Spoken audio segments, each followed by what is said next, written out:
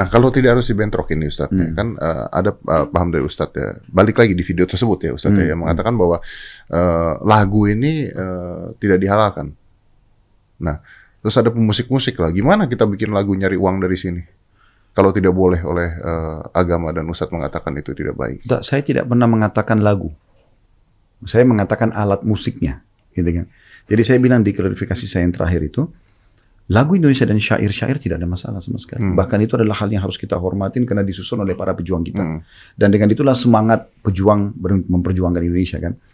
Tapi yang dibahas oleh ulama adalah masalah alat musik. Ada yang membolehkan dan tidak membolehkan. Sebatas itu saja. Dan saya tidak sedang membahas tentang masalah musiknya, gitu kan. Ya sudah.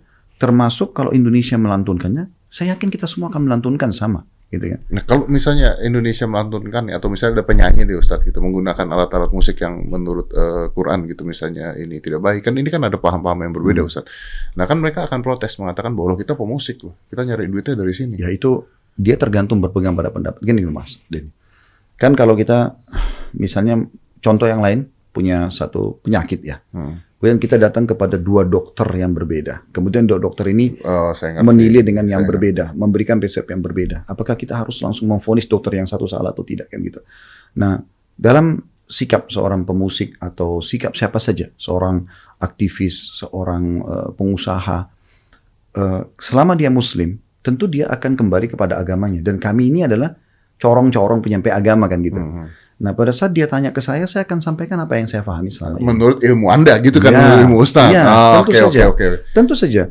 Saya nggak mungkin mengumumkan semua Indonesia harus mengikuti pendapat saya, tidak. Tapi lingkupnya sederhana. Mas Dedi hadir di taklim saya, Ustaz Khalid ini hukumnya apa? Terus saya jawab, kan gitu. Sebatas itu. Menjawab apa yang ditanyakan. Iya. Dan pada saat misalnya Mas Dedi datang ke Ustaz lain dan dia jawab, itu hak dia. Dan Mas Dedi mau milih pendapat yang mana, silahkan. Artinya Ustadz kalau di sini ada seorang pemusik nih ya, penyanyi pakai alat musik, Anda tidak memusuhi orangnya? Enggak, sama sekali. Sama sekali. Saya tidak pernah, alhamdulillah, memusuhi orang. Jadi gini, pemahamannya sederhana. Kalau ada dalam Islam yang saya tahu selama ini ya, orang melakukan sebuah pelanggaran, dia dusta misalnya, pendusta, penipu. Apa yang harus kita lakukan? Kita sedang meluruskan kesalahan itu, bukan fisiknya. Kita nggak boleh sama sekali membenci fisik. Karena fisik nggak ada hubungannya gitu.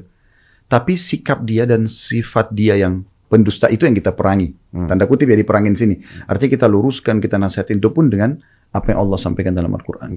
Artinya Ustadz tidak akan marah-marah ketika misalnya contohnya ada pagelaran musik dengan alat musik. Anda tidak akan datang ke sana marah-marah. Bisa dicari Mas Didi. Kira-kira saya pernah nggak datangin counter musik atau ini saya mengatakan ini nggak boleh loh, haram. Saya nggak pernah ikut-ikutan begitu. Kami cuman sebatas di pengajian kami, apa yang kami pahami kami jawab. Oke, saya paham. Kalau misalnya ada orang mengatakan bahwa misalnya sampai kan itu Ustadz dibahasnya sampai ke gaya berpakaian dan sebagainya. Kalau orang tidak mau ikuti gaya berpakaian Anda, tidak mau jenggotan, tidak apa-apa juga artinya kan? Itu hak dia. Haknya dia. Hak dia pribadi.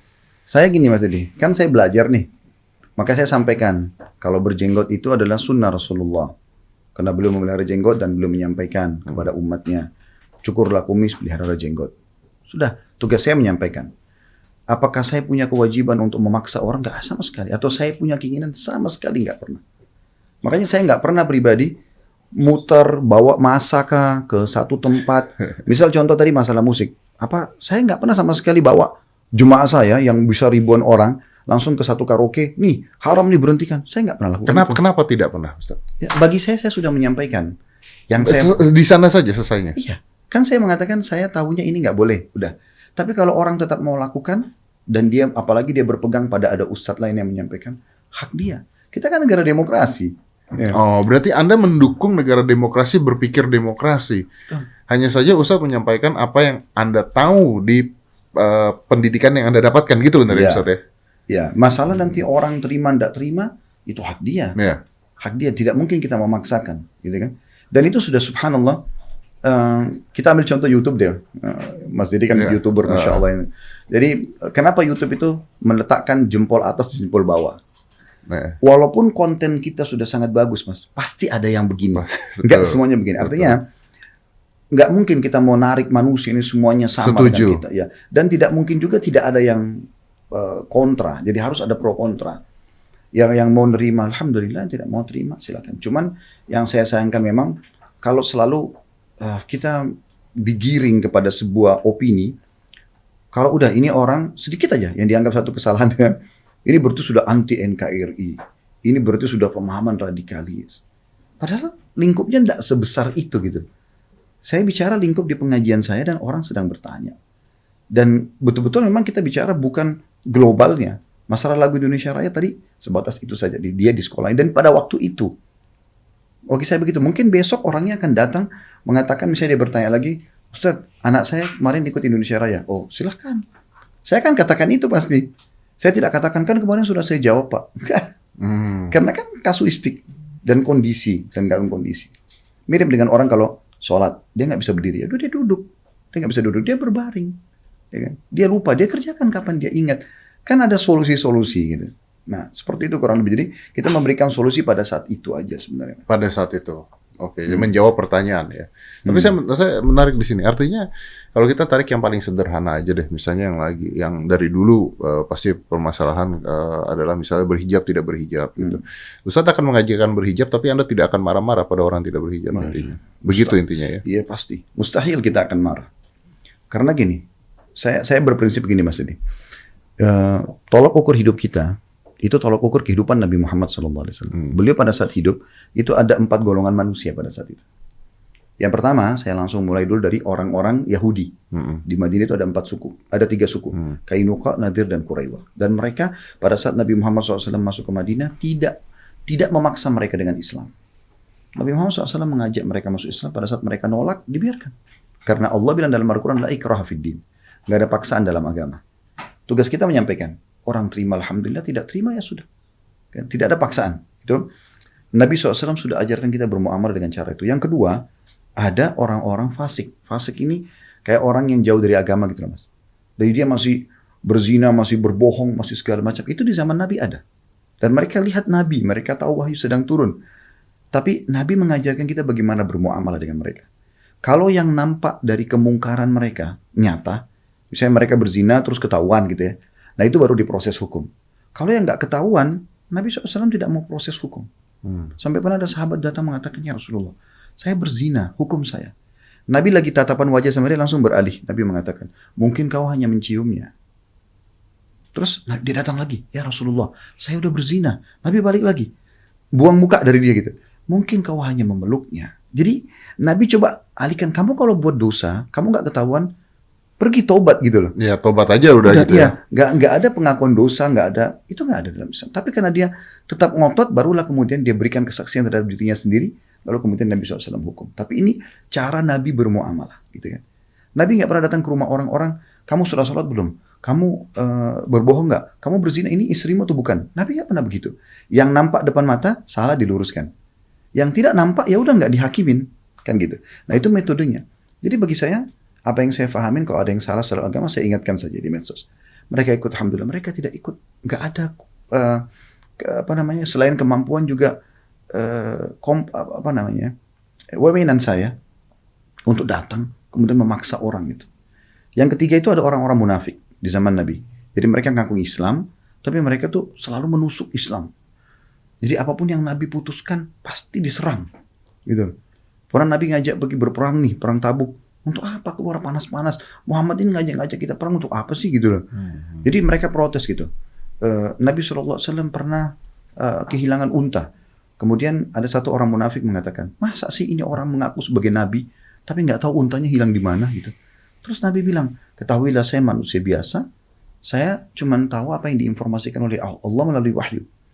Dan saya memang tidak tahu unta saya di mana. Tapi sekarang wahyu sudah turun menyampaikan, unta saya ada di lembah ini, terikat tali kekangannya di dahan pohon ini, ambillah. Maka para sahabat pun pergi mengambilnya. Tapi bahasa beliau, saya manusia biasa. Nah, beliau pun menghakimi, bermuamalah dengan orang munafik ini. Ada hadir dalam majelis beliau, diterima. Sholat bersama muslimin, diterima. Pergi jihad, silahkan. Tapi kalau ketahuan apa yang mereka lakukan salah dan nyata, kepergoklah ya, maka diluruskan bahasa kita. Yang terakhir itu adalah orang-orang beriman. Ini yang keempat. Nah, orang beriman ini yang selalu senantiasa meluruskan 3 golongan ini. Yang kafir diajak beriman, yang fasik tadi diajak tinggalkan maksiat, yang munafik ini diluruskan, diajak untuk kembali memurnikan keimanannya. Mereka terima, alhamdulillah. Mereka tidak terima, selesai. Nah, kalau tidak harus dibentrokin nih Ustadz, ya, kan ada paham dari Ustadz ya. Balik lagi di video tersebut ya Ustadz ya, yang mengatakan bahwa lagu ini tidak dihalalkan. Nah, terus ada pemusik-musik lah. Gimana kita bikin lagu nyari uang dari sini? Kalau tidak boleh oleh agama dan Ustadz mengatakan itu tidak baik. Saya tidak pernah mengatakan lagu. Saya mengatakan alat musiknya, gitu kan. Jadi saya bilang di klarifikasi saya yang terakhir itu, lagu Indonesia dan syair-syair tidak ada masalah sama sekali. Bahkan itu adalah hal yang harus kita hormatin karena disusun oleh para pejuang kita. Dan dengan itulah semangat pejuang memperjuangkan Indonesia kan. Tapi yang dibahas oleh ulama adalah masalah alat musik. Ada yang membolehkan dan tidak membolehkan. Sebatas itu saja. Dan saya tidak sedang membahas tentang masalah musiknya, gitu kan. Ya sudah. Termasuk kalau Indonesia melantunkannya, saya yakin kita semua akan melantunkan sama. Gitu kan. Nah, kalau misalnya Indonesia melantunkan atau misalnya ada penyanyi di Ustadz gitu menggunakan alat-alat musik yang menurut Quran gitu misalnya ini tidak baik, kan ini kan ada paham-paham yang berbeda Ustadz. Nah kan mereka akan protes mengatakan bahwa kita pemusik loh, kita nyari duitnya dari sini. Ya itu dia tergantung berpegang pada pendapat. Gini Mas Denny. Kan kalau kita misalnya contoh yang lain punya satu penyakit ya. Kemudian kita datang kepada dua dokter yang berbeda. Kemudian dua dokter ini menilai dengan yang berbeda, memberikan resep yang berbeda. Apakah kita harus langsung memvonis dokter yang satu salah atau tidak kan gitu. Nah, dalam sikap seorang pemusik atau sikap siapa saja, seorang aktivis, seorang pengusaha, selama dia muslim, tentu dia akan kembali kepada agamanya. Dan kami ini adalah corong-corong penyampai agama kan gitu. Nah pada saat dia tanya ke saya akan sampaikan apa yang saya pahami selama ini. Menurut ilmu Anda gitu kan, menurut ilmu Ustaz. Ya, tentu saja. Saya nggak mungkin mengumumkan semua Indonesia harus mengikuti pendapat saya, tidak. Tapi lingkupnya sederhana. Mas Dedi hadir di taklim saya, Ustaz Khalid, ini hukumnya apa? Terus saya jawab, kan gitu. Sebatas itu. Menjawab apa yang ditanyakan. Iya. Dan pada saat misalnya Mas Dedi datang ke Ustaz lain dan dia jawab, itu hak dia. Dan Mas Dedi mau milih pendapat yang mana, silahkan. Artinya Ustadz kalau di sini ada seorang pemusik nih ya, penyanyi pakai alat musik, Anda tidak memusuhi orangnya? Enggak, sama sekali. Sama sekali. Saya tidak pernah, alhamdulillah, memusuhi orang. Jadi gini, pemahamannya sederhana. Kalau ada dalam Islam yang saya tahu selama ini ya, orang melakukan sebuah pelanggaran, dia dusta misalnya, pendusta, penipu. Apa yang harus kita lakukan? Kita sedang meluruskan kesalahan itu, bukan fisiknya. Kita nggak boleh sama sekali membenci fisik. Karena fisik nggak ada hubungannya gitu. Tapi sikap dia dan sifat dia yang pendusta itu yang kita perangi. Tanda kutip ya diperangin sini. Artinya kita luruskan, kita nasihatin itu pun dengan apa yang Allah sampaikan dalam Al-Quran. Artinya Ustadz tidak akan marah-marah ketika misalnya contohnya ada pagelaran musik dengan alat musik. Anda tidak akan datang ke sana marah-marah. Bisa dicari Mas Didi. Kira-kira saya pernah nggak datangin konter musik atau ini kalau saya mengatakan ini nggak boleh loh, haram. Saya nggak pernah ikut-ikutan begitu. Kami cuman sebatas di pengajian kami, apa yang kami fahami kami jawab. Oke, saya paham. Kalau misalnya ada orang mengatakan bahwa misalnya sampai kan itu Ustadz dibahasnya sampai ke gaya berpakaian dan sebagainya. Kalau orang tidak mau ikuti gaya berpakaian Anda, tidak mau jenggotan, tidak apa-apa juga artinya kan? Itu hak dia. Haknya dia. Hak dia pribadi. Saya gini Mas Didi, kan saya belajar nih. Maka saya sampaikan kalau berjenggot itu adalah sunnah Rasulullah. Karena beliau memelihara jenggot dan beliau menyampaikan kepada umatnya, cukurlah kumis, pelihara jenggot. Sudah, tugas saya menyampaikan. Apakah saya punya kewajiban untuk memaksa orang? Nggak, sama sekali. Atau saya punya keinginan? Sama sekali nggak pernah. Makanya saya nggak pernah pribadi muter, bawa masa ke satu tempat. Misal contoh tadi masalah musik. Saya nggak pernah sama sekali bawa jemaah saya yang bisa ribuan orang langsung ke satu karaoke. Nih, haram nih, berhentikan. Saya nggak pernah lakukan. Kenapa tidak pernah, Ustaz? Ya, bagi saya sudah menyampaikan. Di sana saja selesainya? Iya. Kan saya mengatakan saya tahunya ini nggak boleh. Udah. Tapi kalau orang tetap mau lakukan, dan dia, apalagi dia berpegang pada ada ustadz lain yang menyampaikan, hak dia. Kita kan negara demokrasi. Ya. Oh, berarti Anda mendukung negara demokrasi, berpikir demokrasi. Hanya saja ustadz menyampaikan apa yang Anda tahu di pendidikan yang Anda dapatkan, gitu benar ya Ustadz ya? Ya, masalah nanti orang terima, tidak terima, itu hak dia. Ya. Hak dia, tidak mungkin kita memaksakan. Gitu kan? Dan itu sudah subhanallah, kita ambil contoh YouTube deh, Mas Didi kan YouTuber, Masya Allah ini. Jadi kenapa YouTube itu meletakkan jempol atas dan jempol bawah? Walaupun konten kita sudah sangat bagus, Mas, pasti ada yang begini.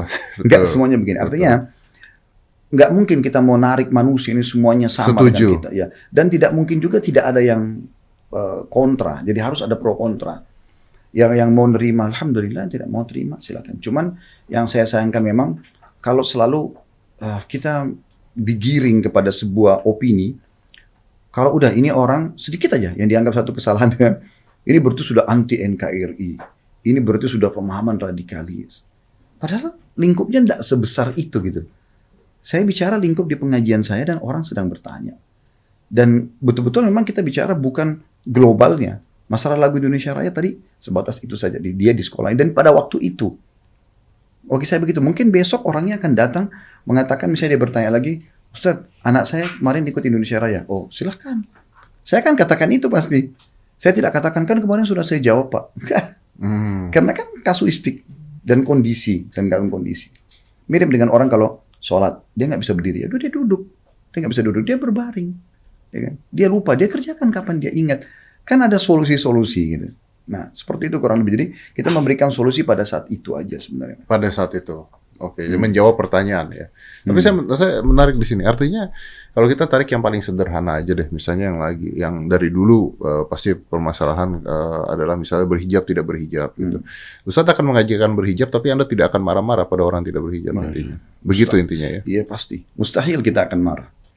Karena gini, saya berprinsip gini Mas Edi, tolok ukur hidup kita itu tolok ukur kehidupan Nabi Muhammad SAW. Beliau pada saat hidup itu ada 4 golongan manusia pada saat itu. Yang pertama, saya langsung mulai dulu dari orang-orang Yahudi. Di Madinah itu ada 4 suku, ada 3 suku, Kainuqa, Nadir, dan Quraidah. Dan mereka pada saat Nabi Muhammad SAW masuk ke Madinah tidak memaksa mereka dengan Islam. Nabi Muhammad SAW mengajak mereka masuk Islam, pada saat mereka nolak, dibiarkan. Karena Allah bilang dalam Al-Quran, la ikraha fid din. Nggak ada paksaan dalam agama. Tugas kita menyampaikan, orang terima alhamdulillah, tidak terima ya sudah. Tidak ada paksaan. Itu Nabi SAW sudah ajarkan kita bermuamalah dengan cara itu. Yang kedua, ada orang-orang fasik. Fasik ini kayak orang yang jauh dari agama gitu Mas. Jadi dia masih berzina, masih berbohong, masih segala macam. Itu di zaman Nabi ada. Dan mereka lihat Nabi, mereka tahu wahyu sedang turun. Tapi Nabi mengajarkan kita bagaimana bermuamalah dengan mereka. Kalau yang nampak dari kemungkaran mereka nyata, misalnya mereka berzina terus ketahuan gitu ya. Nah itu baru diproses hukum. Kalau yang nggak ketahuan, Nabi SAW tidak mau proses hukum. Sampai pernah ada sahabat datang mengatakan, ya Rasulullah, saya berzina, hukum saya. Nabi lagi tatapan wajah sama dia langsung beralih. Nabi mengatakan, mungkin kau hanya menciumnya. Terus dia datang lagi, ya Rasulullah, saya udah berzina. Nabi balik lagi, buang muka dari dia gitu. Mungkin kau hanya memeluknya. Jadi Nabi coba alihkan, kamu kalau buat dosa, kamu nggak ketahuan, pergi tobat gitu loh. Ya tobat aja udah gitu ya. Nggak ada pengakuan dosa, nggak ada, itu nggak ada dalam Islam. Tapi karena dia tetap ngotot, barulah kemudian dia berikan kesaksian terhadap dirinya sendiri, lalu kemudian Nabi SAW hukum. Tapi ini cara Nabi bermuamalah, gitu kan. Nabi nggak pernah datang ke rumah orang-orang, kamu sudah sholat belum? Kamu berbohong nggak? Kamu berzina, ini istrimu atau bukan? Nabi nggak pernah begitu. Yang nampak depan mata, salah diluruskan. Yang tidak nampak, ya udah nggak dihakimin, kan gitu. Nah itu metodenya. Jadi bagi saya, apa yang saya fahamin, kalau ada yang salah secara agama, saya ingatkan saja di medsos. Mereka ikut, alhamdulillah. Mereka tidak ikut, nggak ada selain kemampuan juga wewenang saya untuk datang kemudian memaksa orang itu. Yang ketiga itu ada orang-orang munafik di zaman Nabi. Jadi mereka ngaku Islam, tapi mereka tuh selalu menusuk Islam. Jadi apapun yang Nabi putuskan pasti diserang, gitu. Pernah Nabi ngajak pergi berperang nih, perang Tabuk. Untuk apa keluar panas-panas? Muhammad ini ngajak-ngajak kita perang untuk apa sih gitu loh. Jadi mereka protes gitu. Nabi SAW pernah kehilangan unta. Kemudian ada satu orang munafik mengatakan, masa sih ini orang mengaku sebagai Nabi, tapi nggak tahu untanya hilang di mana gitu. Terus Nabi bilang, ketahuilah saya manusia biasa, saya cuma tahu apa yang diinformasikan oleh Allah melalui wahyu. Dan saya memang tidak tahu unta saya di mana. Tapi sekarang wahyu sudah turun menyampaikan, unta saya ada di lembah ini, terikat tali kekangannya di dahan pohon ini, ambillah. Maka para sahabat pun pergi mengambilnya. Tapi bahasa beliau, saya manusia biasa. Nah, beliau pun menghakimi, bermuamalah dengan orang munafik ini. Ada hadir dalam majelis beliau, diterima. Sholat bersama muslimin, diterima. Pergi jihad, silahkan. Tapi kalau ketahuan apa yang mereka lakukan salah dan nyata, kepergok lah ya, maka diluruskan bahasa kita. Yang terakhir itu adalah orang-orang beriman. Ini yang keempat. Nah, orang beriman ini yang selalu senantiasa meluruskan 3 golongan ini. Yang kafir diajak beriman, yang fasik tadi diajak tinggalkan maksiat, yang munafik ini diluruskan, diajak untuk kembali memurnikan keimanannya. Mereka terima, alhamdulillah. Mereka tidak terima, selesai.